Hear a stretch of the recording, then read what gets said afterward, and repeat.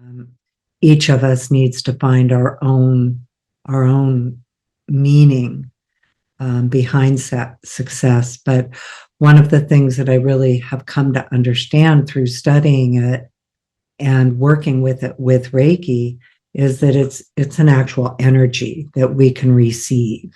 And there's frequencies of it, from the lower frequencies to the higher frequencies. And we can actually use Reiki to entrain into those higher frequencies.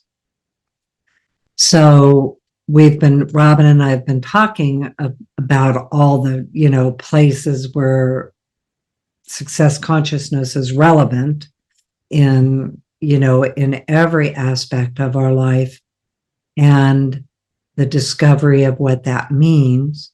And so last week, I know I wasn't here, but she was here and talking about, ways to describe Reiki for those of you that are trying to find your own words and your own ways of describing Reiki to the varieties of people that you're speaking to. And one of the nice things with Reiki is that it does allow you to define it according to you, first of all, the words and the language and kind of the definitions and the meaning of it for you. What does the Reiki energy do for you that you share with others? But also you can define it according to who you're speaking to. And so we spend a lot of time on that subject. And first of all, because we like the subject, that's the first thing. Is I just think it's endlessly fascinating discussion. And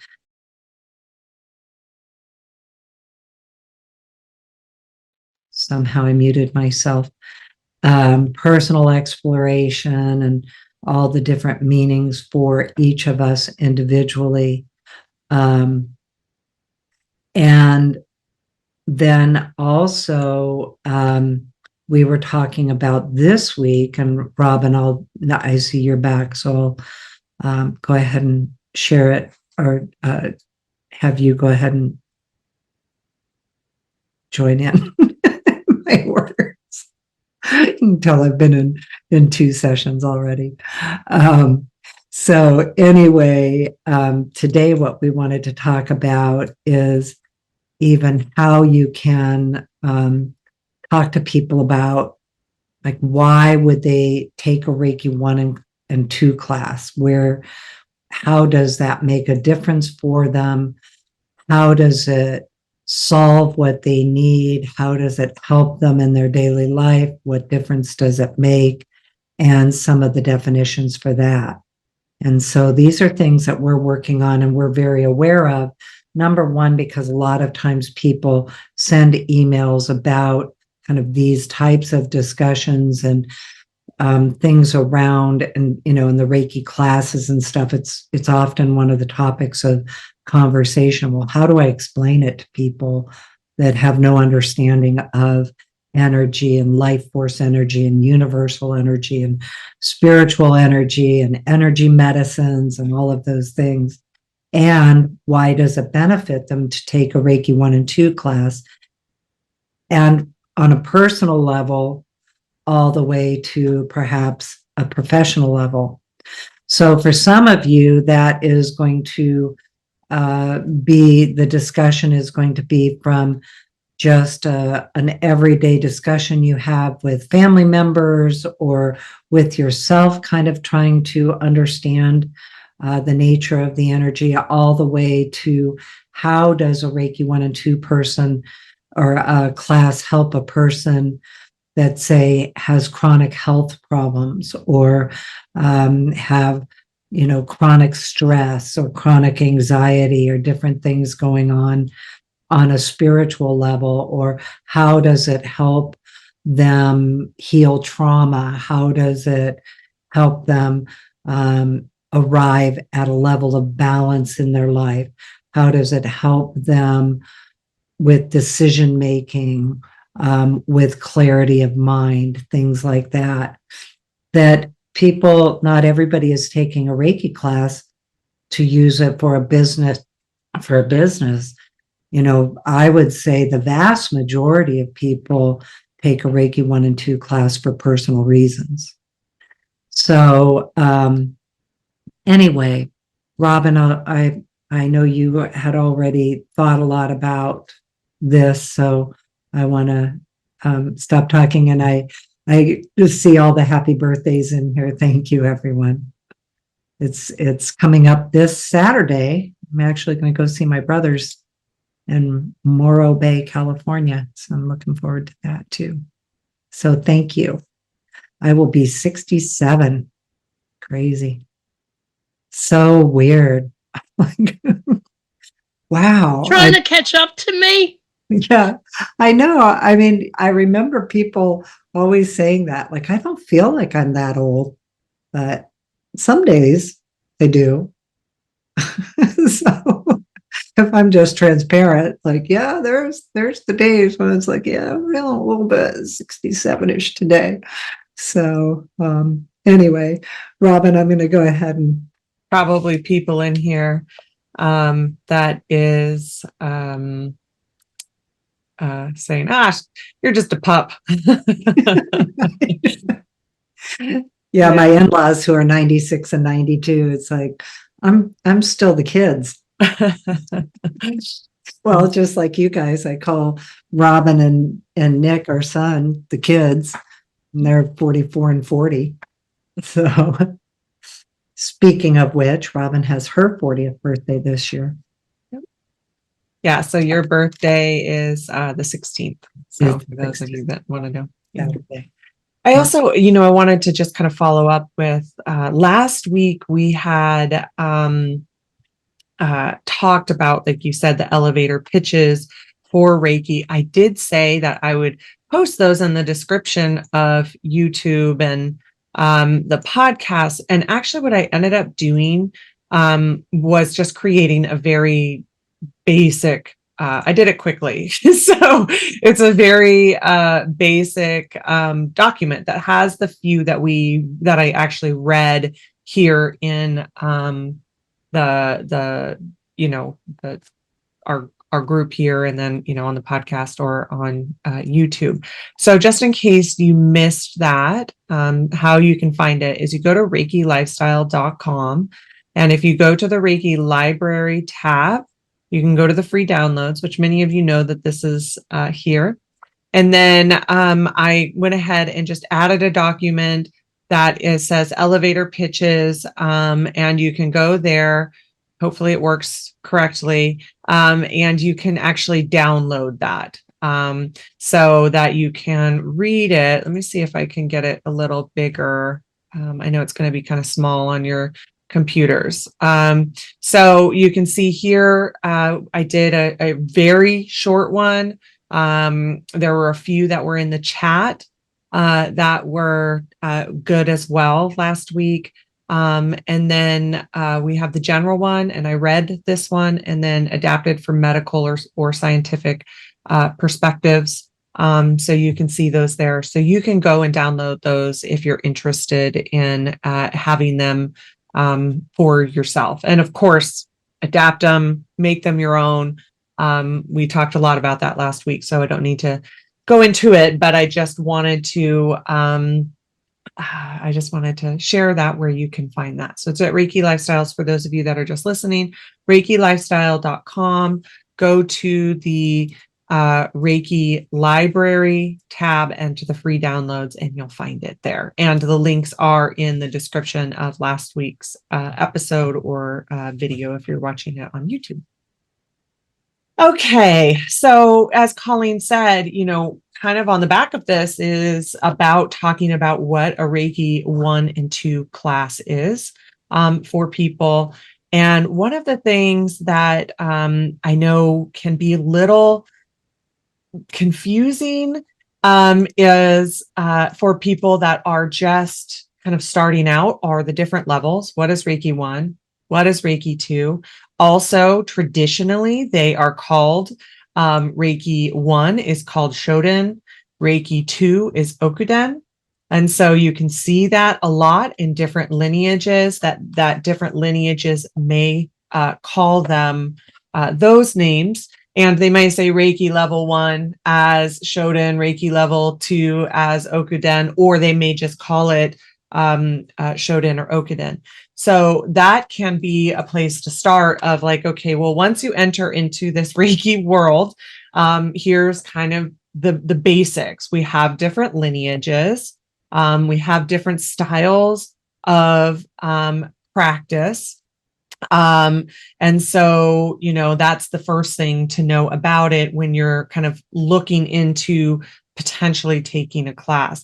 A lot of times when we're talking to people about taking a class, we may be a teacher. And so we would explain it in the way that we teach Reiki, from the lineage that we teach Reiki, and start from there. For other times, we might just be a Reiki enthusiast. We may not teach. Maybe you're explaining it to family, things like that. But they may, if they're going to research it and look it up, that is going to be something that may come across their path. And I know for a lot of people that can be a little confusing.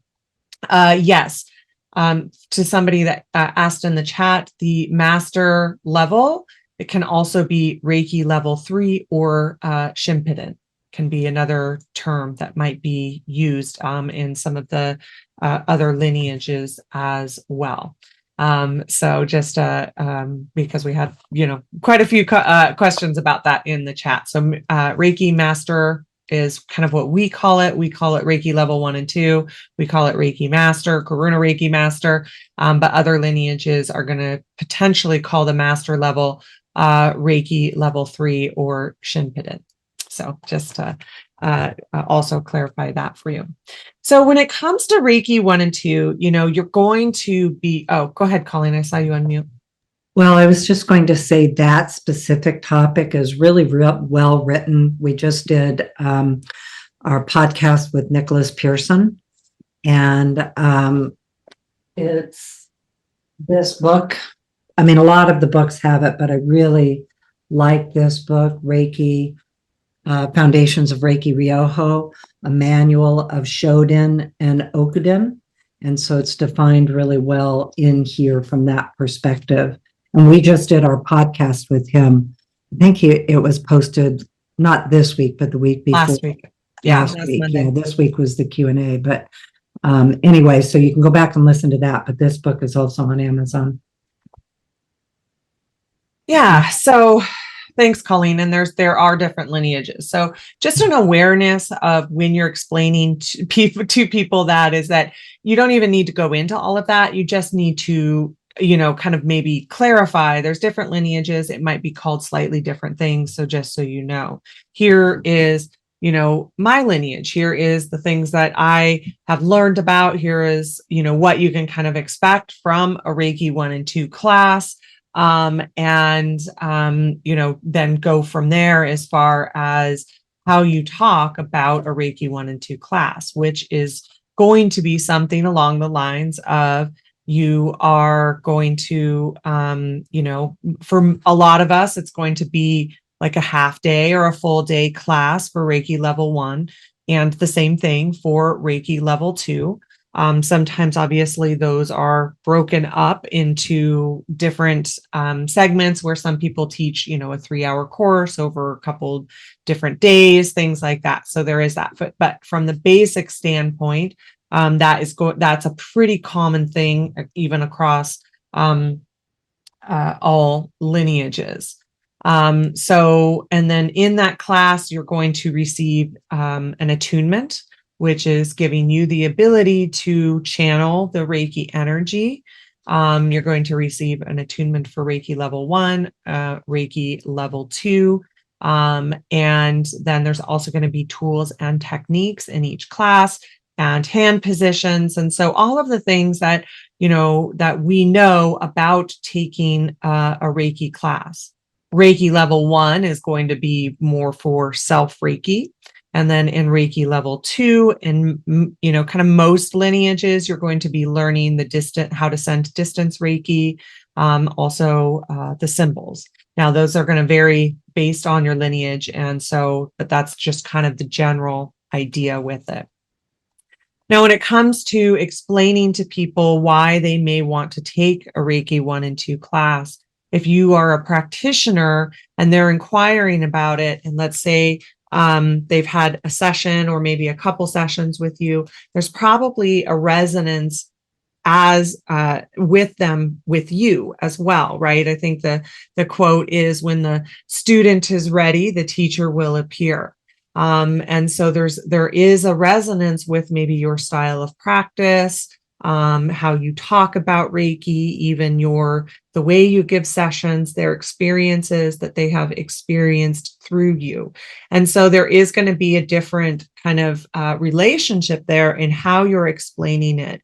And all of us practice differently, right? Some of us have a more kind of spiritual way that we may talk about Reiki. Some of us are going to have maybe a more scientific or medical way that we talk about Reiki, experience it, the way that we practice it, the way we talk about it, that's all going to be different for each one of us. And so there is a level of, when you're explaining Reiki 1 and 2, when you're talking about Reiki 1 and 2 and the benefits of it, there is a level of, again, finding your own voice with it.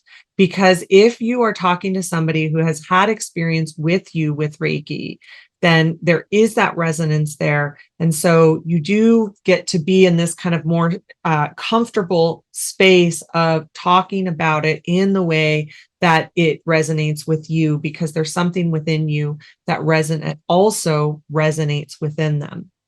There is also going to be other times where you might talk about it with different people, in different ways. So, I would say for the majority of people, I'm always going to explain that it doesn't require any spiritual belief system. It doesn't require that even if I have a certain lens in the way that I practice or I think about Reiki, that doesn't mean that somebody else has to think about it in that same way, that they get to find their own version of Reiki, that they get to find their own authentic self and their own authentic voice with how they practice Reiki, how they practice for themselves and how they practice for others. And so there's not these major requirements as far as that's concerned. So that's going to be one of the basic things that I'm going to talk about, regardless of who I'm talking to.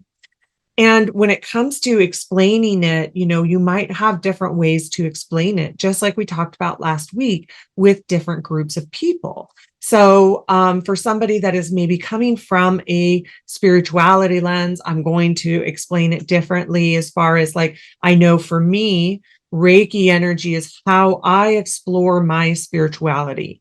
It's not the only way that I explore my spirituality, but it is how I explore my own healing, my own spiritual answers. It's how I explore the answers around consciousness and those big spiritual questions that I may have. If you're talking to somebody who is from a science or a medical field, you're going to be talking about it differently. But with all of the same process of this, depending on who you're talking to, again, you're still going to be explaining it from your own perspective. Like, I'm not going to make my practice or my viewpoint of it completely different depending on who I'm talking about, because to me, that feels a little inauthentic. And at the same time, if I'm talking about somebody who comes from a non-spiritual place, I'm going to talk about it a bit differently. How can Reiki serve them? How can they be in a relationship with Reiki that works for them? So let's say they are in a medical field. That's going to help support you in your work, because that can be a very demanding job. It's going to support you as you're supporting others, filling up that cup, helping you to fill up that cup. It's going to be a stress reduction technique, a relaxation technique.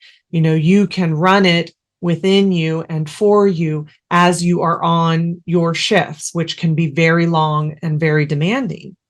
So there's these different ways that I might like kind of help support that different lens for them to potentially connect with it in the way that they need to connect with it.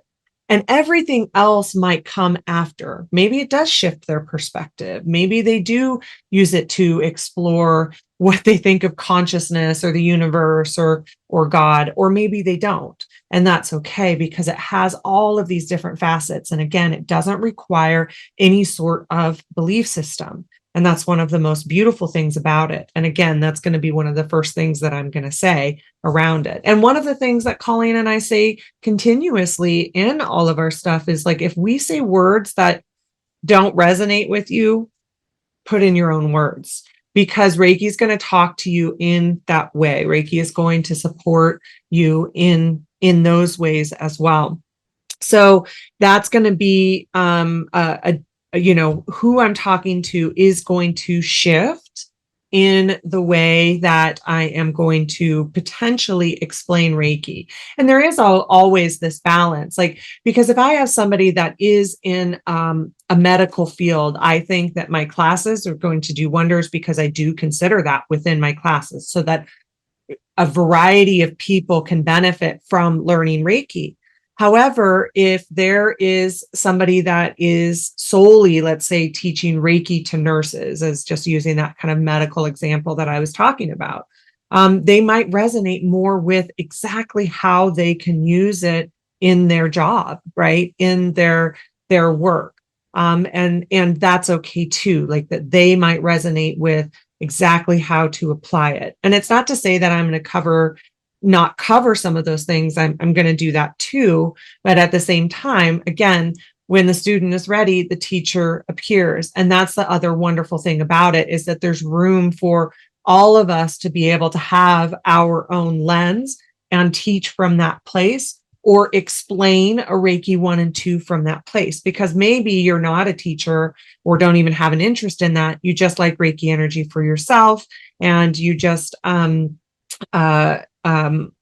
passionate about it for yourself and what it provides to you. So maybe you're talking to a family member, for example, and trying to also explain some of these things. I know, though, as a practitioner, if you are starting to move into that place of wanting to teach, that some of these aspects are applicable to you as well, and how you're kind of moving clients to actually being students. And a lot of times, as Danny said last week, part of that can just be that you are just allowing them to experience it first, and then they are moving more into wanting to take it a student capacity. Then you might also explain that Reiki, you can take Reiki level 1 and Reiki level 2 separately. And Reiki level 1, you can share Reiki with others, but Reiki level 1 is also really a lot about self Reiki and how do I use this for myself, which, some people are going to be only interested in that for a certain amount of time, or maybe ever too. And then others might be, I want to take them together. I would like to, learn the whole aspect of Reiki. Really, when it comes down to it, a lot of what you are doing is you are explaining Reiki in the ways that it's going to benefit people. How does it solve your problems? How does it help you? How does it help you in your practical life, your real life? Because a lot of times when people are searching for these things, that's a part of what they're needing. I have these things going on in my practical life, and I need support. I would like this external support to be able to navigate my life, to navigate the things that I have going on in my life. Other times, people are looking for external or extra. There's another word that I was looking for, but it's not coming. Extra spiritual tools, extra spiritual ways to explore their ways of thinking about things, that oneness, the life force energy that exists within all things. I am the universe is me. Or maybe this is their first time even dipping a toe into that kind of thing. And Reiki is a pretty safe way to do that, right? Because you do get to have still your own spiritual belief systems, because people might be coming from a spiritual background, and sometimes that is a relationship that they would like to continue, and other times they need healing and they want to, from spiritual wounding, and they want to be able to explore, or religious wounding, and want to be able to explore these things in a way that comes from a place that might be free of dogma. And so there's those types of places that you might be people might be exploring on why they are called to a Reiki class. And then other times, as Sue says with animal Reiki, it's like, I came to my first Reiki class because I was going to debunk it, right? So you have those experiences as well. There's all different ways that people, and all different reasons that people want to, or they may not even know why. Maybe they're just saying yes. And there's a process within that Reiki is calling to them, that their inner guidance is calling to them as well. Because that's another piece of it, is they are also trying to potentially navigate that inner truth. They're trying to connect into their intuition. Or maybe they've had things that have happened their whole life, such as, seeing through veils or being empathic, things like that, that they're also looking for tools to help them navigate those spaces. And you can,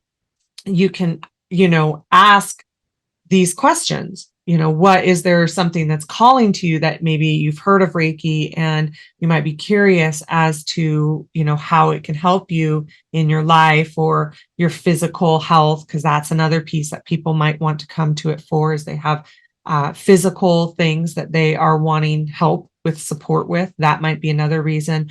And so it really is about, it's more than this, but when you're talking at an introductory level of why Reiki, why somebody might want to take a Reiki class, it's how it's solving their problems. It's how it's helping them. It's how it is supporting them. And then that's also when you're going to be utilizing some of those even elevator pitches that we're talking to, like, what is Reiki at a basic level? Most of the people that are interested in taking a Reiki class kind of have a basic understanding of what Reiki is. Either they've experienced it, or maybe they're in, the spiritual circles. They're doing other types of spiritual modalities. And so they kind of have an understanding of what Reiki is. So when it comes to explaining what Reiki 1 and 2 is, or why they should take a Reiki class, a lot of times they already have an idea of what it is. And so it really does. But there are some times where they're like, I just heard the word and I thought, there's something about that that's catching my attention. And so I want to know, more about it. And then another possibility with it is that they might be wanting to take it for other people, for helping others. And that, they've experienced Reiki sessions. It's been really helpful or even life-changing for them. And they are like, I want other people to experience this, or my goal is to become a practitioner. And so there's another lens that you're going to be explaining, how Reiki 1 and how Reiki 2 is going to be a helpful class for them to be able to take, so that they can do, that part as well. They can express their practice in that part as well. And that, that they're going to get this class, and it's going to develop their practice. It's going to develop them as people. It's personal development. There's self-healing that can be offered through it. There's healing of others that can be offered through it. And then the other part of it that can be really amazing for people is the community, because throughout the world, you can find Reiki communities, even if that's online. as we know here, we come together weekly. This has been a really helpful community. It continues to be a helpful community. As Colleen always says, you can say the things, the weird things that you might say, and you're not weird in these communities. I mean, sometimes, but in a good way. So there's that piece as well, is that there is support, and are these communities that can be so supportive of each other. And maybe I would say probably a lot of us in our life have maybe even felt like on the outside of things, or in our adult life, maybe on the outside of things, and having the community that supports one another and is such an accepting community, and is such a loving community. I know when I first started professionally in Reiki, I always couldn't stand social media, and still there's aspects of social media, of course. But I watched over time, as I friended more people in the Reiki and spiritual community, that my algorithm changed on what I was seeing in social media. And it was a really huge difference. And it went from such a different space to a pretty positive and loving space. I mean, of course, there's exceptions, and it's not perfect. Understatement of the century. But at the same time, watching that algorithm change, watching what my feed was feeding me, it was a very big difference in this community, in the Reiki community. It's very supportive, and so that can be a really big part of it for people as well. And maybe even that's a lucky extra as a part of it, but also sometimes it is a really big thing that people may or may not know that they're called to it for that aspect. So, and again, everybody's going to have a different style of teaching. Everybody is going to emphasize different things about Reiki energy and its possibilities, and how it can support us as people, as Reiki people. We get to explain it in the ways that it feels authentic to us, and the students, or the people that are going to resonate with that are, and the people who are not, and that's okay, because there are going to be people that they're going to resonate with if they are Reiki interested, or Reiki curious. So, Colleen, I don't know if that's anything you want to add to that.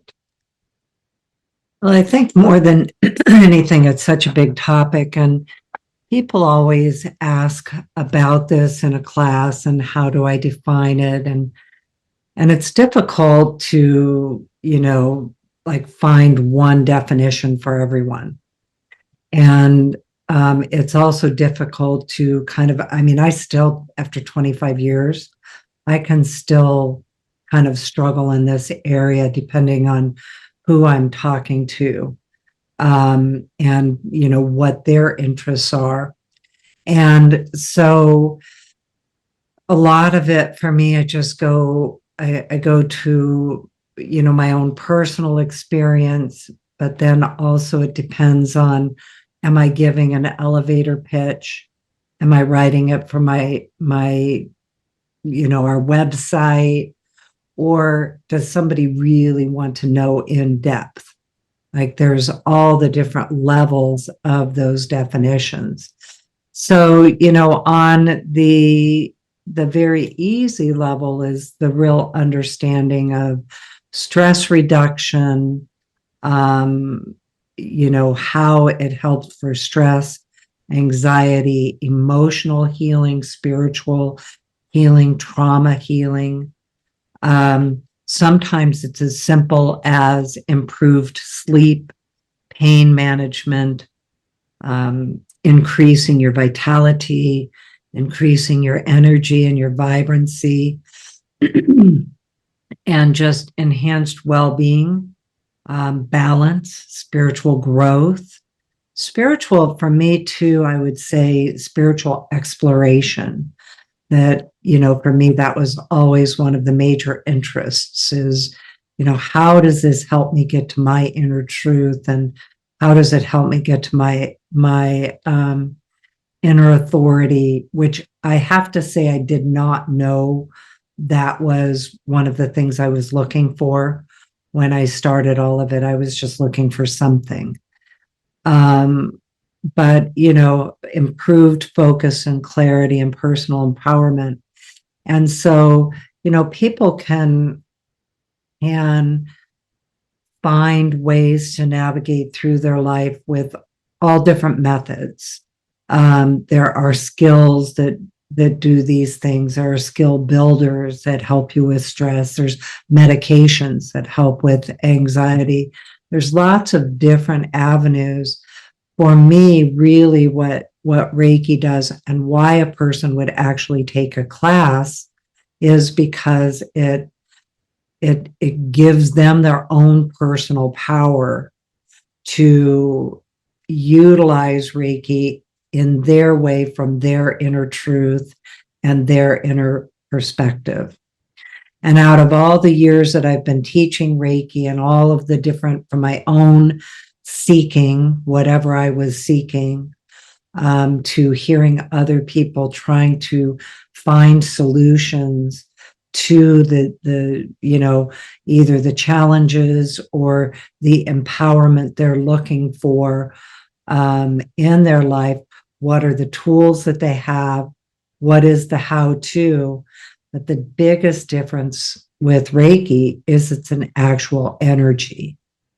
And so, for instance, today I had 2 different sessions where I observed that the people in the session, they already knew kind of the details of what was going on for them, what their challenges were, where they came from. A lot of times, by the time somebody comes to Reiki, they've already gone through therapy, they've gone through personal exploration, skill building. But what actually releases and heals that core energy that burdens a person? And in both of these cases today, one of them was really burdened by guilt, and it wasn't their guilt. There was, and even it didn't need to go into why or what, it just needed to be lifted. So that's what we mean by the energy. And then, so that's on a personal level, that taking a class can empower you with self-Reiki and your ability to help yourself. But also, people take Reiki classes and receive it so they can help others. They can help their family. And I know Robyn mentioned all of these things already. But, thinking in terms of I would say the vast majority of people take a Reiki 1 and 2 class for personal reasons, and then it may or may not translate into a Reiki business or some type of a professional expression of Reiki. So I think when we are answering this question of, let's say you're teaching and you're going to teach just one person or family and friends, then you're going to have a discussion from that perspective. If you're going to have a wider community or student base or client base, then you're going to go into the next level. So one of the things that we're going to talk about probably next week is how to identify what is called your ideal client. And what helps with that is it helps you know who am I even talking to? Like, it gives you an idea of, well, when I'm thinking about how I define my Reiki 1 and 2 classes, or why somebody would just want to receive Reiki attunements, like who is the avatar, or who is the example of the people I'm talking to? Like Robyn said, it might be one discussion if you're talking to nurses. It might be another discussion if you are talking to people who are, taking it for personal growth, or maybe they have a chronic illness and they're taking it for that, or maybe they are the caregiver for other people for chronic illness. And of course, we also have people taking it for animals and animal Reiki and for the earth itself, or the ability to send Reiki at a distance. That's another really big one that people take Reiki for. So it really does come down to how this, how you find your own words. And I know for myself, I can still stumble around a little bit, which I think people would find surprising, that after all of these years of defining it, knowing who I'm speaking to and why and how it's helped me and made a difference in my life and my family and friends and community, and even, having community like this, like all of you, and how that's really made a difference. I mean, we're going into 4 years of this community being together and how it's made a difference that way. So even though I have all those levels of experience, just so you know, I can still kind of struggle with my words. I can still kind of like try to navigate, because I think part of it is it's really so much bigger than what words can give it. That it's such an experience that really, it's the same thing as, what does chocolate taste like? And that's just a minor example. That's at one sense. This includes multidimensional levels of our being and heightened senses, heightened perceptions, how it works with our own individual belief systems and culturally created self. So, I would say more than anything, kind of just letting yourself think about it, take some notes around it. We definitely want to share some of the ideas that we have and how we work with this question. Why do we, share with people the benefits of a Reiki 1 and 2 class? And then, we'll talk about future levels too. But anyway, I think that's just what I would add, is just to know that it can be a process. It's I mean, for all the years, and we know that we're almost finished with our new website. And so we're creating all the words for all of this, and it's called copywriting. Another place that I tell you that I really do a lot of research, we do a lot of research, is YouTube. So things like the words copywriting, I go to that, or, how do I define things on Instagram, or things like that, or using AI, things like that, or Chat GPT for some of these things. I actually spend a lot of time on YouTube for trying to stay current with the way things are talked about now, and some of the languaging that is beneficial now. So anyway, Go ahead, Danny. Danny had something to add too. Okay, go ahead. Oh, yeah, I was just going to add to what you were saying before. Back in the day when I took Reiki 1 and 2, it's when you taught Reiki 1 by itself. And I didn't know you. I mean, I had heard of your name and happened to live in Portland. So I came to your class and I said, well, I'm just going to do the first class. I don't need to do Reiki 1 and 2. And you're like, well, if you want to take Reiki 1 and 2, people usually do that. And I ended up doing that. So I took the first Reiki 1 on a Saturday and I could not get enough. I was so curious.